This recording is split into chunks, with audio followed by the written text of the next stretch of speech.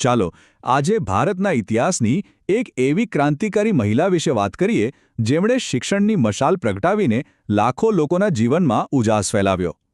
આવો આપણે સાથે મળીને સાવિત્રીબાઈ ફૂલેની આ પ્રેરણાદાયક સફરને સમજીએ.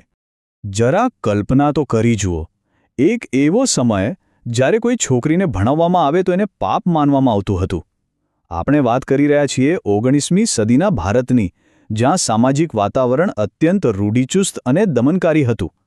તો જેમણે ઇતિહાસના પાના પર પોતાની એક અમિટ છાપ છોડી દીધી.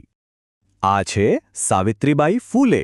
જન્મ 3 જાન્યુઆરી 1831 અને એમની ઓળખ ભારતના પહેલા મહિલા શિક્ષક. પણ વાત અહીં જ નથી અટકતી. એ તો એક મોટા સમાજ સુધારક અને સ્ત્રી શિક્ષણના સાચા અર્થમાં પ્રણેતા હતા. એ સમજવું બહુ જ જરૂરી છે કે એમનું કામ કેટલું ક્રાંતિકારી હતું. જે સમાજમાં છોકરી ભણે એને પાપ ગણવામાં આવતું, એ જ સમાજની વચ્ચે રહીને એમણે આછી વ્યવસ્થાને સીધી ટક્કર મારી. આ કોઈ નાની સૂની હિંમતની વાત નહોતી. ચાલો હવે આગળ વધીએ. વિભણનો દીપ પ્રગટાવ્યો.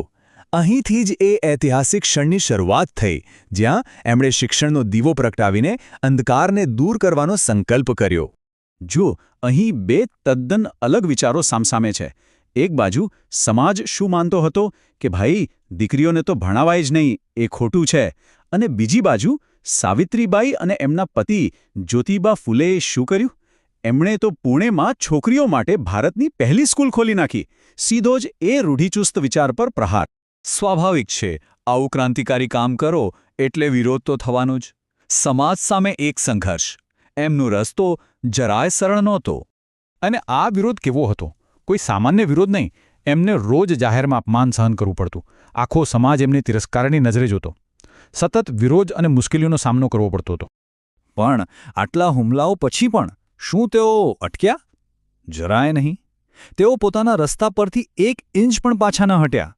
એમની હિંમત અને પ્રતિબદ્ધતા ખરેખર અકલ્પનીય હતી. તો સવાલ એ થાય કે આટલી હિંમત, આટલી તાકાત આવતી ક્યાંથી હતી? જવાબ છે એમના આ એક વાક્યમાં: શિક્ષણ એ જ સાચી મુક્તિ છે. આ માત્ર એક સૂત્ર નહોતું, આ જ એમના જીવનનું ધ્યેય હતું, એમના સંઘર્ષની તાકાત હતી. અને એમનો સંઘર્ષ માત્ર સ્કૂલની 4 દિવાલો પૂરતો સીમિત નહોતો. સૌના માટે એક યોદ્ધા. એમણે તો આખા સમાજને સુધારવાનું બીડું ઝડપ્યું હતું. વિધવાઓના ફરીથી લગ્ન થાય એ માટે અવાજ ઉઠાવ્યો. જાતિ વ્યવસ્થા જેવી કુપ્રથા સામે લડ્યા. જે દલિત અને શોષિત લોકો હતા એમના હક માટે કામ કર્યું. અને સમાજમાં ફેલાયેલી અંધશ્રદ્ધા અને ભેદભાવને દૂર કરવા માટે પણ લડત આપી. એટલે જ આપણે કહી શકીએ કે માત્ર એક શિક્ષક નહોતા, એ તો એક કવિ હતા, એક વિચારક હતા, અને સાચા અર્થમાં આખી માનવતા માટે એક માર્ગદર્શક હતા. તો આટલા મહાન કાર્યનો વારસો કેવો રહ્યો? જોઈએ એક કાયમી વારસો. બસ આ એક આંકડો જ બધું કહી દે છે. સાવિત્રીબાઈએ જ્યારે શરૂઆત કરી ત્યારે છોકરીઓ માટે એક પણ શાળા નહોતી. એમણે જે પહેલી શાળા ખોલી એ માત્ર એક શાળા નહોતી, એ તો એક આખી ક્રાંતિની શરૂઆત હતી જેણે ઇતિહાસનો રસ્તો જ બદલી નાખ્યો. અને ફરી એકવાર આપણે એમના એ જ મંત્ર પર પાછા આવીએ છીએ: શિક્ષણ એ જ સાચી મુક્તિ છે. આ જ એમના વારસાનો સાર છે. એમનું આખું જીવન એ વાતનો પુરાવો છે કે જ્ઞાન અને શિક્ષણથી જ સમાજમાં ખરી આઝાદી અને સમાનતા આવી શકે છે.